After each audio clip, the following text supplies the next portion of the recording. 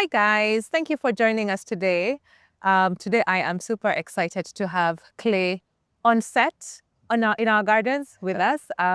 Clay is essentially our brother from another mother, as I've been saying. Clay is was part of the HTB network of churches, which is one of the churches that really supports us. Clay, thanks for joining me today. Thank you. This windy day. It is a very windy day. And today we want to talk about Lent. Yes.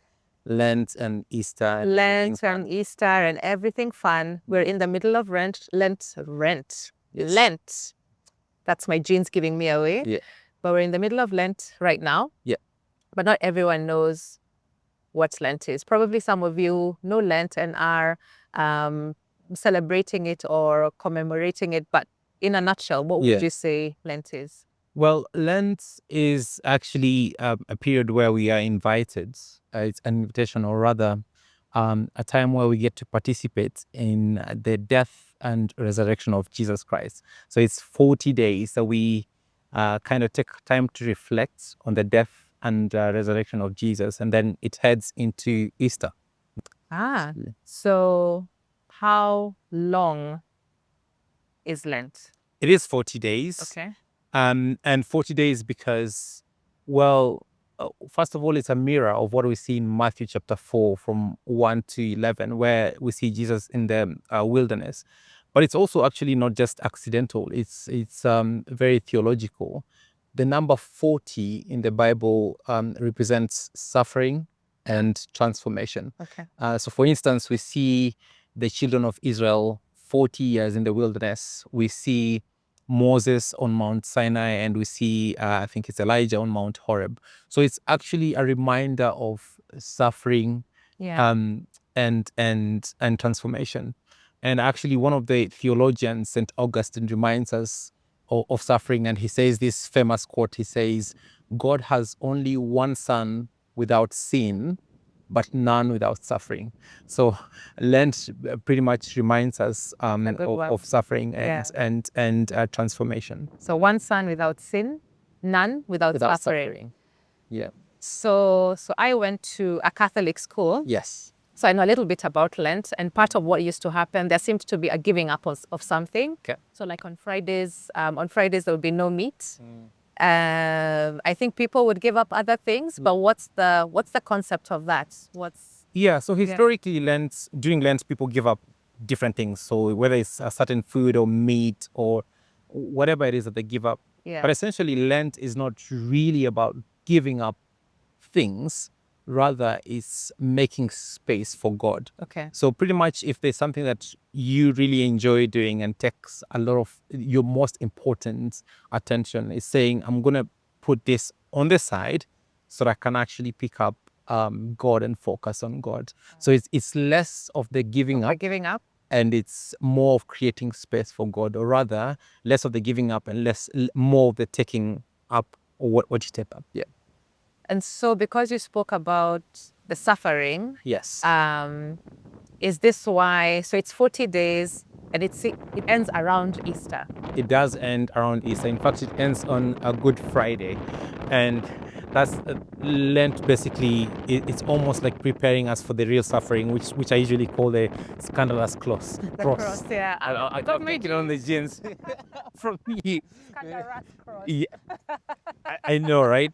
So and I call it the scandalous cross because we see Paul describes this in 1 Corinthians chapter 1 verse 23, and he says, we preach Christ crucified, and it's a stumbling block for the Jews and foolishness for the Gentiles. Basically, breaking it down is most people in the world, and especially in the intellectual world, in cities and all across the world, it's very offensive to think of an all-powerful, all-knowing God dying on the cross.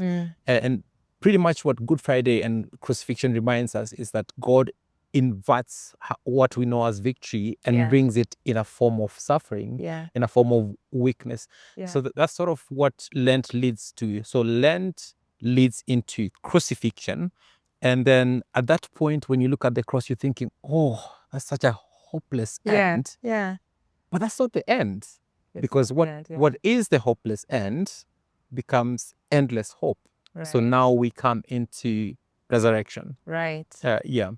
And resurrection, basically what that does is, because when you think about resurrection, you might think, oh yeah, that's reversing death. But actually it's not reversing death, it's defeating death. It's overcoming death. I Yes. love that. Yeah. So I like it because the way now my brain translates it is we have Lent, Yes. we participate or we remember or we commemorate the suffering of Yes. Christ for 40 days. It ends on Good Friday. Yes. And that's the cross. But that's kind of where the suffering ended, because that's when Jesus went and looked death in the face. Yes.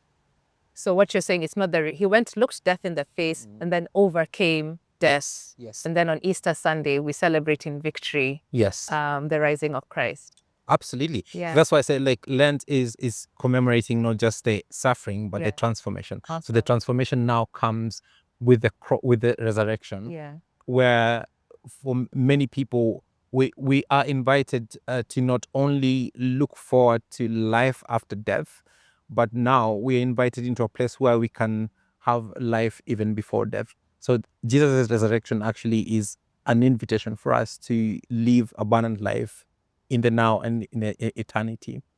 And that can be translated in many ways in how we live our day to day. There we go. Yeah, that was going to be my next question. Yeah. On it sounds good, but then practically, even as we wrap up. So even for those who are listening, practically, how do I live that out? Yeah. So I'll explain that using an example of a pastor and a German pastor who was actually killed by the Nazis.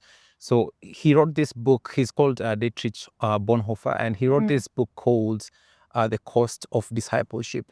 And he explains it in two ways: that there's cheap grace and costly grace. And cheap grace, he defines it as Christianity without the cross. And then with the costly grace, he says that Christianity that gives up everything because Christ gave everything. And so how this looks like practically reflecting on Lent is not that we throw everything out of the room, but it's actually in everything that we do as Christians, we're thinking first is not the money and the success and the pushing that I'm grinding, everything I do, I'm going to make space for Christ first. Right. And then everything else comes afterwards. All right. So that might look different for a student, for example, might look different for a mom, might look different for someone in the office or in the business space. So my worship is in my everyday. Yes. And when we find ourselves, because it will happen every so often, where you find yourself getting stuck in the hustle mentality, to sort of just regroup and bring in Christ first. Yeah.